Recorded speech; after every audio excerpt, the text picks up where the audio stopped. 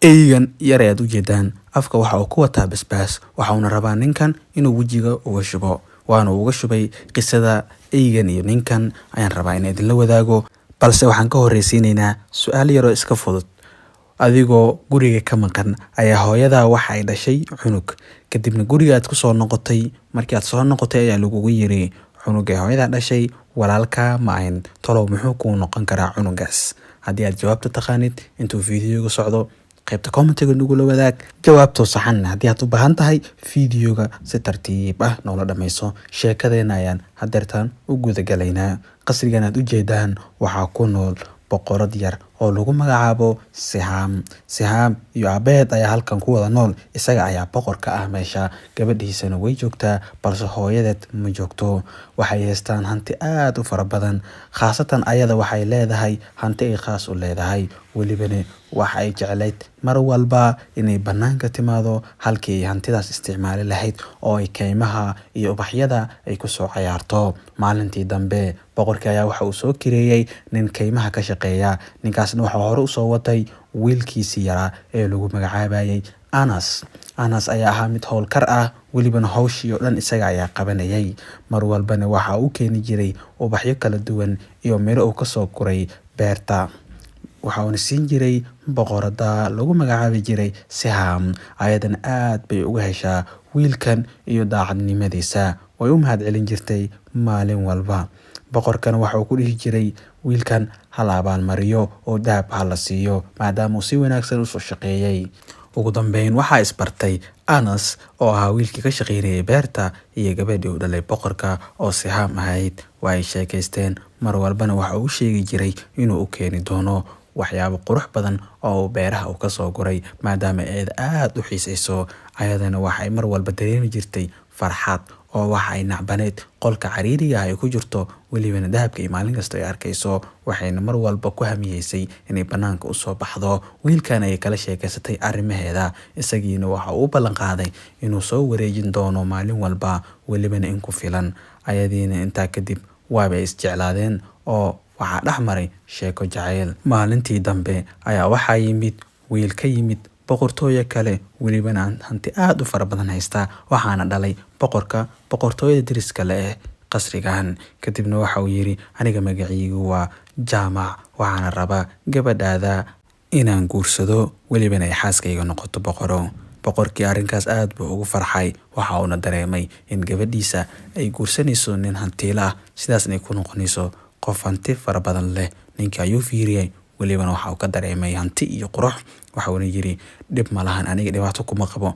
balse gabadheeda ayaan weydiinayaa haddii ku ogolaato waa kaasa haddaysan ku ogolaanin waa isla arkaynaa kadibna haye ayuu yiri waan ka warsugayaa gabadhii ayaa maalintii dambe timid kadibna boqorkii ayaa ku yiri waxaan rabaa inaan su'aal ku weydiiyo gabadheedii adiga waa weynaatay walibana waad qaan gaartay waxaan u malaynayaa inaan kugu daro wiilka Jaamac lagu magacaabo ee boqortooyada deriskeena ah walibana waxaad ku noolaanaysaa nolol farxad leh oo hanti fara badan aad helaysaa kadibna waxay tiri maya aniga ma rabo inaan Jaamac guursado sabab ayuu ku yiri aniga waxaan jecelahay ayay tiri wiilkan lagu magacaabo Anas ee beerta ka shaqeeya kadibna waxa uu ku yiri ninkaas oo beerolaha maxaad ku falaysaa nin lacag leh ayaa ma ku haya kadibna waxay tiri maya waan isjecelnahay ninkaas ayaana rabaa waxaana go'aan ku gaarnay inaan isguursano boqorkii ayaa yiri anigu aanan fasax ku siinin sidee baa nin kale ku guursan kartaa waxa uu yiri alla ii keeno labada nin ee loo kala magacaabo Jaamac iyo Anas waa la keenay kadibna way yimaadeen ayagoo waliba dhahaya boqorkaygiyo maxaad naga rabtaa boqorkii ayaa ku yiri labadiinaba waan imtixaamaya waxaan idinka rabaa qofkii ku guuleysta inaan gabadheeda siiyo waxaad ii keenaysaan doon qurux badan ninkii ugu doon qurxanaada ayaa gabadheeda qaadanaya oo aroosaya walibana aan u guurinaya ninkii kalena waa iska tagaya ninka lagu magacaabo Jaamac uu faraxsan yahay sababtoo ay tahay lacag ayuu haystaa wiilkanse wax lacag ah maayo meeshii doonta laga soo qaadayna aad bay u fog tahay kadibna waa iska soo baxay isagoo waliba walwalsan balse waxa uu go'aansaday inuu jaceylkiisa sidoo ku helo daraadeed wax walba u sameynayo waxa uu ku fikiray inuu labadiisa shilin ee dahabka ah kaliya uu ku safro maadaama wax kale uusan haysanin wiilkan Anas ah isagoo og inuusan lacag haysan walibana meesha aad u fog tahay ayuu wuxuu go'aansaday inuu tartanka la galo ninkan hantida haysta iyo faraska weliba haysta. wiilkanse waxba ma haysto, waa faqiir, balse gabadhan ayaa la dardaarmaysa oo ku leh aniga waan ku jecelahay, waana ku sugayaa, ii soo noqo, doontana inoo keen. kadibna waxa uu yiri waa keenayaa, ka walwalin. waa iska soo lugayay isagoo u socda meeshii uu doonta ka soo qaadayay, balse waxaa xoog ku agmaray ninkii kale ee jaamaca ah oo faras wata, welibana aad u dheeraysa. Anasna waxa ku tashanaa lugtiisa. jidka ayuu waxa ku soo arkay nin ay canaananaya, welibana aad ugu qaylinaya. waxa uu ku yiri eyga maxaad ka rabtaa? eygan waa uu dhibay ayuu yiri, waa inaan garaaca. ha garaacin ayuu yiri, waan kaa gadanayaa, lacag ayaan ku siinayaa. okay, hadaa iga gadanaysid waxaan kaa rabaa ayuu yiri 1 shilin oo dahab ah, haddii aad isiisid eyga waan ku siinayaa. kadibna waxa uu siiyey 1 shilin oo dahab ah, isagiina waxa uu soo haray 1 shilin oo kaliya. sidaad ogeedeenba 2 shilin ayuu watay. kadibna eygii ayuu yiri iska bax, fasax ayaa tahay, aniga kuma rabo inaan ku haysto. waa uu kasoo tagay, balse maxaa dhacay? intaa kadib eygii ayaa kasoo daba cararay, welibana waxa uu dareemay ninkan inuu yahay nin naxariis badan. waxa uu yiri hadday saas tahay waan saaxiibaynaa, jidkaadna igu helinaysaa, ayna keen. sidaas ay isku soo raaceen ayagoo faraxsan, welibana jidka ay kusoo sheekaysteen. intay soo socdeen ayaa haddana waxa uu arkay nin iibinaya gorgor oo weliba shabaq kusoo rutay. wiilkii Anas markii uu arkay gorgorka iyo siduu u murugaysan yahay waa uu ka naxay. waxa uu yiri waa inaan iska iibsadaa, meeqa ayaad gadaysaa? kadibna waxa uu yiri 1 shilin oo dahab ah keen. wiilkii 1 shilin waa u haray, waxa uu siiyey ninkan si uu uga iibsado gorgorka. gorgorkii ayuu yiri iska duulbax. gorgorkii markii uu duulay waa uu soo laabtay haddana. waxa uu ka yiri maya, aniga adiga ayaan kula soconayaa. okay ayuu yiri way fiican tahay, isoo raac, labadiina saaxiibo ayaaba nahay, saacadan laga bilaabane 3 ayaaba noqonaynaa. sidaas ay isku soo raaceen. ninkan lagu magacaabo jaamac mar hore ayuu soo galay magaaladii loo soo diray ee uu ka soo qaadi lahaa markabka. markii uu gudaha soo galay waxa uu arkay islaam waayeel ah, welibana waxay ku tiri aad baan u baahanahay, safar ayaa tahay, waa ku jeedaa, lacagna waad haysataa, maad isiisid waxaan wax ku cuno. waa jeedaa sidaan u daruufaysanahay. wiilkii intuu xanaaqay welibana isayn waayay ayuu hal mar ku yiri maad shaqaysatid islaam waayeesha ah, maxaa hantideena ku daba dhigay, waxba kuma siinaya, naga horwareeg.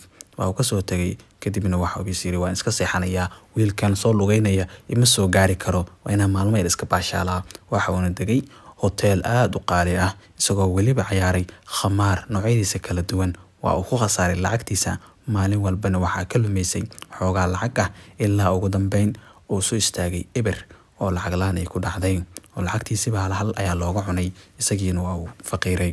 kadibna waxa uu ku qasbanaaday inuu ka mid noqdo xamaaliga meelahaas ka shaqaysta oo weliba rara maraakiibta iyo doomaha.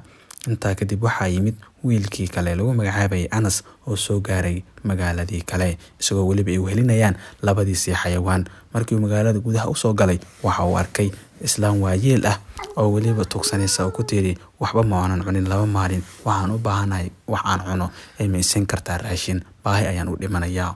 kadibna wiilkii intuu ka naxay oo indhihiisa weliba si calool xumo leh ugu fiiriyay naagtan waayeesha ah, ayaa waxa uu siiyey jabrooti oo uu watay iyo welibana raashin kale ee meel ugu jiray. isla markiiba naagtii waxay isku bedeshay naag kale qurux badan oo waxay tiri aniga waxaan ahay naag sidaas ah, welibana ma aanan hayn tuugsi, waxaan rabay oo kaliya inaan imtixaanka qaado kadibna aan ku abaalmariyo, adigana waad ku guuleysatay, waxaan ku siinayaa faraantigan, wax alaala wixii aad rabto ayaad weydiisanaysaa, intaa kadib waad helaysaa waxaagii.